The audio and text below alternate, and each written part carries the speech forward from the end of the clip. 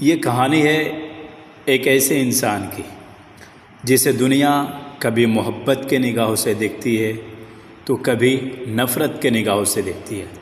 मोहब्बत की निगाहों से जब देखती है तो वो भूल जाती है कि इनसे कभी नफ़रत भी हुआ था, और जब नफ़रत करने लगती है तो फिर ये भूल जाती है कि इनसे मोहब्बत भी कभी हुआ करता था। ये कहानी है शाहरुख खान की। शाहरुख खान सिर्फ नाम ही नहीं, एक ब्रांड है।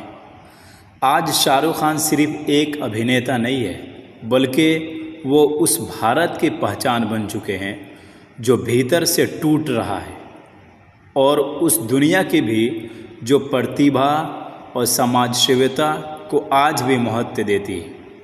एक तरफ भारत में हिंदू उग्रवादी संगठनों द्वारा शाहरुख खान को जान से मारने की धमकियां दी जा रही है, उनकी सुरक्षा Z+17 तक बढ़ानी पड़ी है, तो दूसरी तरफ दुबई में उनके नाम पर शाहरुख दानूबे का नाम एक भव्य कमर्शियल टावर आकार ले रहा है, जिसकी कीमत करीबन 5,000 करोड़ रुपए आंकी गई है। ये विरोधाभास महज संयोग नहीं है, बल्कि हमारे समय की सबसे बड़ी कड़वी सच्चाई है।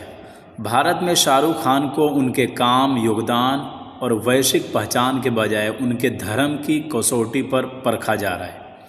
जिनके फिल्मों ने दशकों तक भारत को जोड़ा, जिनकी लोकप्रियता ने भारतीय सिनेमा को अंतर्राष्ट्रीय मंच पर पहचान दिलाई, वही शख्स आज नफ़रत की राजनीति का आसान निशाना बना हुआ है। इनके नाम पे राजनीति किया जाता है और चुनाव प्रचार होता है। ये साफ दिखाता है कि आज का भारत कलाकार से ज़्यादा उसकी पहचान पूछ रहा है, और यही लोकतंत्र और संस्कृति दोनों के लिए खतरनाक संकेत है। इसके उलट दुबई में शाहरुख खान को जिस नज़र से देखा जा रहा है वो दुनिया के बदलते मिजाज को बताता है। दुबई के रियल एस्टेट कंपनी दानूबे ग्रुप ने शेख जायद रोड जैसे प्राइम बिजनेस लोकेशन पर 55-56 मंजिला शाहरुख बाई दानूबे टावर लॉन्च किया है। ये कोई साधारण इमारत नहीं, बल्कि करीब 1 मिलियन स्क्वायर फुट में फैला एक अल्ट्रा लग्जरी कमर्शियल प्रोजेक्ट है, जिसमें लगभग 488 प्रीमियम का कमर्शियल यूनिट्स शामिल है। लॉन्च के दिन ही ये परियोजना पूरी तरह से सोल्ड आउट हो गई है, और इसका वैश्विक मूल्य 5,000 करोड़ रुपये से ज़्यादा आंका गया है। इस टावर को सिर्फ ऊंचाई नहीं, पहचान भी खास बनाती है। इसमें 40 से अधिक लग्जरी सुविधाएं, sky pool, executive lounge, high and business spaces और यहाँ तक कि हेलीपैड जैसी सुविधाएं शामिल होंगी। टावर के मुख्य प्रवेश द्वार पर शाहरुख खान की उनकी प्रसिद्ध बाहें फैलाए हुए पोज में लाइफ साइज प्रतिमा लगाने की योजना है। ये शायद दुनिया की पहली ऐसी कमर्शियल बिल्डिंग है जिसका नाम किसी बॉलीवुड स्टार के नाम पर रखा गया हो। इस परियोजना को 2029 तक पूरा करने का लक्ष्य रखा गया है। ये सब बताता है कि दुबई के लिए शाहरुख खान का धर्म नहीं, बल्कि उनका ब्रांड वैल्यू, भरोसा और वैश्विक प्रभाव मायने रखता है। वहाँ वे विवाद नहीं, बल्कि निवेश और प्रेरणा है। वही भारत में वही शाहरुख खान असहिष्णुता, नफ़रत और धमकियों के बीच खड़े दिखाई देते हैं। यह सिर्फ 2 देशों का नहीं, बल्कि 2 सोच का है। ये सवाल अब टाला नहीं जा सकता कि क्या भारत अपनी सबसे बड़ी सॉफ्ट पावर को खुद ही कमज़ोर कर रहा है? क्या नफ़रत की राजनीति इतनी हावी हो चुकी है कि अब अपनी संस्कृति, धरोहरों को भी शक की नज़र से देखने लगे हैं?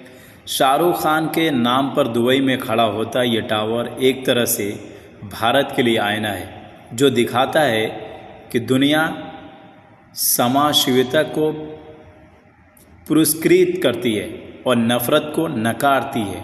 आज शाहरुख खान एक व्यक्ति नहीं बल्कि एक प्रतीक है। एक तरफ भारत में बढ़ती नफ़रत का और दूसरी तरफ दुनिया में भारतीय संस्कृति की जीवंत और सम्मानित मौजूदगी का।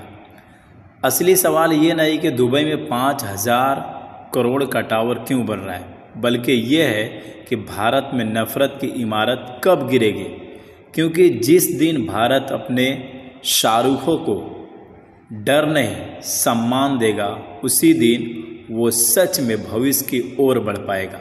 भारत को आगे बढ़ने के लिए अपने स्टार्स को, अपने अंदर जो नफ़रत पल रही है, ख़ास तौर से राजनीतिक नफ़रत, उसे ख़त्म करना पड़ेगा। तब ये भारत आगे भविष्य में तरक्की कर पाएगा, वरना ये भारत ऐसे ही नफ़रत के आग में जलती रहेगी। तो तमाम भारतवासियों से गुजारिश है कि नफ़रत ख़त्म करो और मोहब्बत के कदम बढ़ाओ। मिलजुल के रहो, न हिंदू न मुस्लिम न सिख न ईसाई, सब आपस में भाई भाई रहो। एक बार फिर मैं कहना चाहता हूँ कि अगर दूसरे देश में रह रहे अपने हिंदू भाइयों की आप सुरक्षा चाहते हैं और मोहब्बत उससे है आपको, तो आपके पास रह रहे मुस्लिम या जो भी है, जिस भी जाति का, उससे मोहब्बत करनी पड़ेगी। एक मुसलमान ये चाह रहा है कि दूसरे जगह रह रहे मुसलमानों से मोहब्बत हो, और मोहब्बत है हमको,